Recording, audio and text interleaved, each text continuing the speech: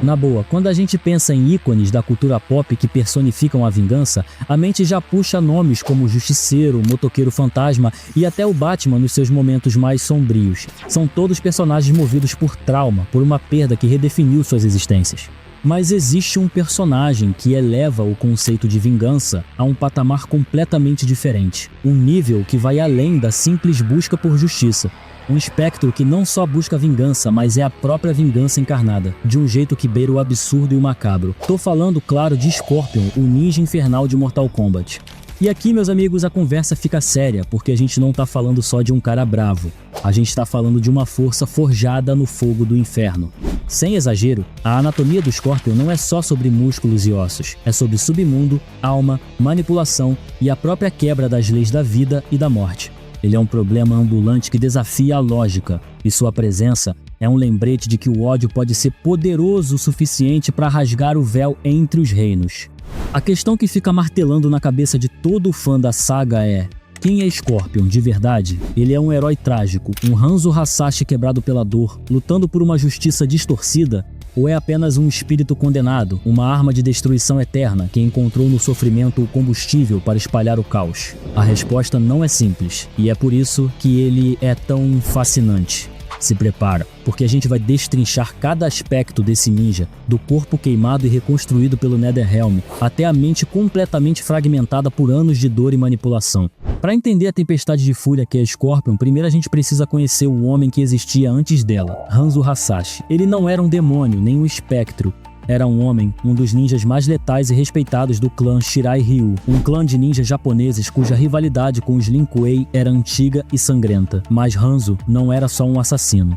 Ele era um homem de família, com esposa e filho, vivendo uma vida que, embora perigosa, era guiada por um código de honra. Ele tinha um lar, tinha amor, tinha um futuro. Essa paz foi o que tornou a sua queda tão devastadora. Ela foi arrancada dele da forma mais brutal e covarde possível. O massacre do seu clã e da sua família, orquestrado pelo feiticeiro Quan Chi, foi a faísca que acendeu o inferno. O plano de Quan Chi era diabólico. Ele queria um campeão morto-vivo para lutar por ele, e sabia que a única forma de criar um monstro tão poderoso era através de um sofrimento inimaginável. Para isso, Quan Chi usou sua magia para jogar a culpa do massacre nas costas do clã rival Lin Kuei, e especificamente de Bi-Han, o Sub-Zero original. Hanzo, em seus últimos momentos, morreu acreditando nessa mentira, com o nome Sub-Zero gravado em sua mente como o único responsável por sua dor.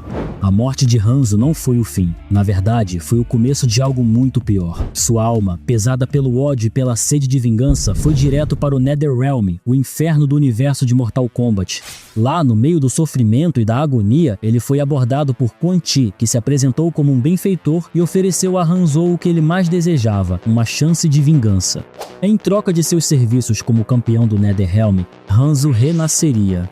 Consumido pela dor e cego pelo desejo de fazer Sub-Zero pagar, Hanzo morreu de vez, e das cinzas, Scorpion nasceu, não mais um homem, mas um espectro. Uma criatura de pura vingança ressuscitada com um único propósito. Essa manipulação foi o motor da rivalidade lendária entre Scorpion e Sub-Zero, um conflito que se tornou a espinha dorsal de Mortal Kombat, atravessando gerações, torneios e até linhas do tempo. Quan Chi manteve Scorpion em uma coleira invisível, um ciclo vicioso de ódio, usando-o como sua arma pessoal. Só que a verdade, por mais que demore, sempre encontra um jeito de aparecer.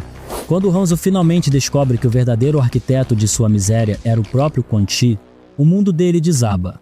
A revelação de que ele serviu ao seu maior inimigo por anos redireciona sua vingança e inicia um caminho longo e doloroso de redenção.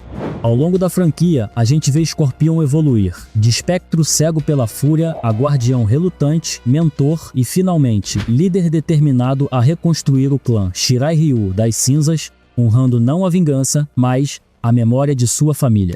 Para entender a anatomia de Scorpion, a gente precisa jogar fora o livro de biologia humana, porque o que constitui o Scorpion é muito mais complexo. Estamos falando de uma fusão bizarra e fascinante entre matéria orgânica e energia infernal pura. O corpo dele não foi simplesmente ressuscitado, foi desconstruído e refeito.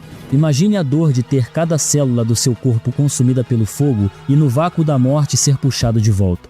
Mas você não volta como era, você volta como uma aberração, uma casca reconstruída pelas forças sombrias do Netherrealm. Seus ossos, que um dia foram humanos, agora são infundidos com a essência daquele lugar. São mais densos, reforçados por uma magia negra que os permite aguentar impactos que pulverizariam um esqueleto normal. A carne, quando a gente consegue ver por baixo do traje, é uma paisagem de pesadelo, uma casca permanentemente queimada, um mapa de cicatrizes que contam a história da traição que o forjou. Isso não é resistência física normal, é durabilidade sobrenatural, uma recusa em se desfazer. Ele não sente dor da mesma forma que nós. Para Scorpion, a própria existência é uma dor constante e latejante. Ele pegou essa agonia e a transformou em combustível. O fogo do Netherrealm, o Hellfire, não é algo que ele apenas controla, ele faz parte dele, corre em suas veias no lugar do sangue. Ele é, em essência, um condutor ambulante do inferno em forma humanoide. Cada golpe, cada explosão de chamas é como se ele abrisse uma fenda para o Netherrealm e deixasse um pedaço daquele horror vazar para o mundo. Macabro, com certeza, mas é exatamente essa conexão profana que sustenta seu poder e sua existência.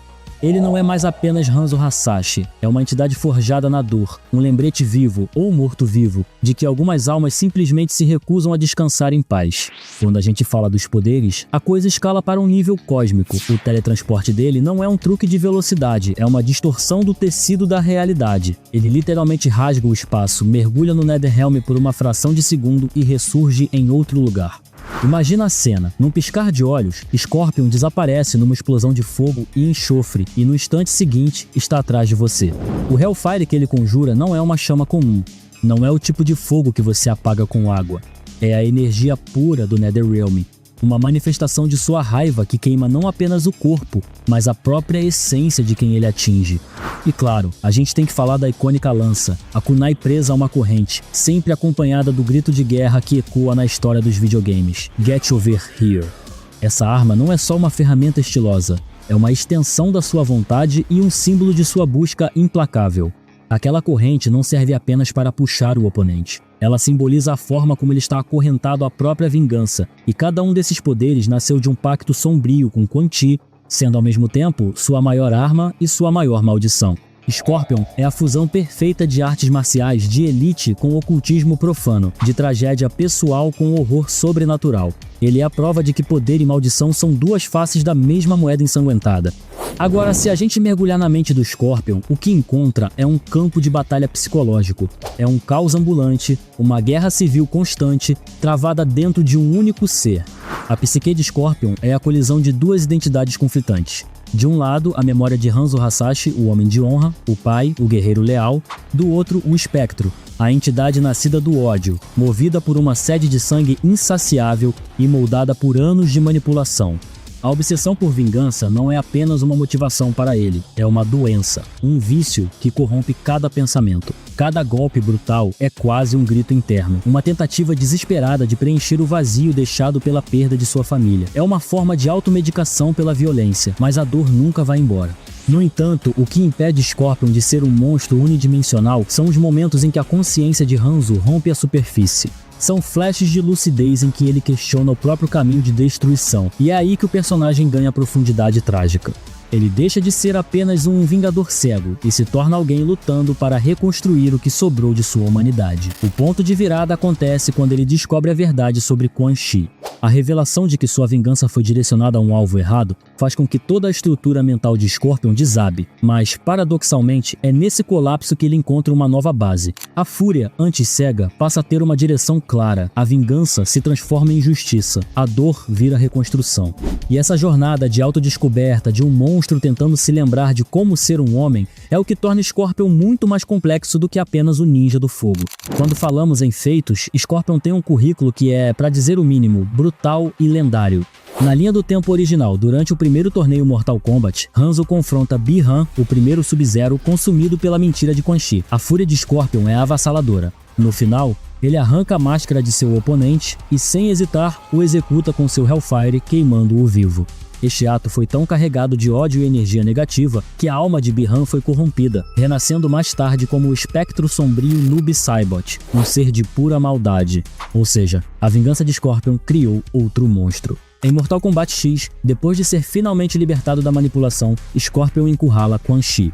Ignorando os apelos dos outros heróis que precisavam do feiticeiro vivo, ele atravessa o peito de Quan Chi com sua kunai infernal e o decapita sem hesitar, encerrando pessoalmente anos de engano e sofrimento. E talvez um dos feitos mais simbólicos, ele se torna aliado de Kuai Liang, o segundo Sub-Zero e irmão de Bi-Han. Após descobrir a verdade, Scorpion busca a paz e pede perdão. A aliança entre eles encerra décadas de uma rivalidade sangrenta entre os clãs Shirai Ryu e Lin Kuei. Isso não é pouca coisa, é quebrar um ciclo de ódio que parecia eterno. Em Mortal Kombat 11, o destino coloca frente a frente com uma versão mais jovem de si mesmo, consumida pelo ódio. Ele encara literalmente o próprio fantasma e luta para impedir que o ciclo de vingança sem sentido continue. Poucos personagens têm a coragem de enfrentar a si mesmos de forma tão literal. Scorpion matou, morreu, ressuscitou, mudou destinos e voltou do inferno mais de uma vez. Ele não é só um lutador habilidoso, é uma força implacável dentro da franquia. No fim das contas, a origem trágica, a morte brutal e a ressurreição infernal de Scorpion são o coração pulsante de toda a sua saga. Ele personifica a questão que assombra muitos de nós. Até onde você iria por vingança? E o que resta de você depois que ela é alcançada? A jornada de Scorpion nos força a refletir. Ele é um alerta sobre como o ódio pode consumir tudo o que somos, nos transformando em monstros piores do que aqueles que caçamos? Ou é a prova de que, mesmo depois da maior e mais inimaginável perda possível, mesmo depois de se tornar um demônio, ainda existe um caminho de volta para a redenção? Essa dualidade, essa luta constante entre o homem e o monstro, entre a honra e o ódio, é o que torna o personagem imortal dentro do universo de Mortal Kombat e na cultura pop como um todo. Ele é mais do que um ninja com uma lança. Ele é um arquétipo da dor e da possibilidade de superá-la. E assim a gente encerra essa dissecação profunda pela anatomia de Scorpion. Uma jornada que nos levou do homem de família Hanzo Hasashi ao espectro vingativo do Netherrealm, passando por um corpo queimado e refeito pela magia negra, uma mente atormentada pela dualidade da vingança e da honra, e uma lista de feitos brutais que mudaram para sempre as linhas do tempo de Mortal Kombat. Scorpion nos ensina que a vingança pode te dar um propósito, mas é a busca por justiça e paz interior que no final te devolve a humanidade. Se você sentiu o peso dessa análise, deixa sua opinião nos comentários, curte, compartilha e acompanha para mais conteúdos nesse nível. A gente se vê na próxima. Até lá, continue se divertindo e se ouvir um Get Over Here no meio da noite, corra! Fui!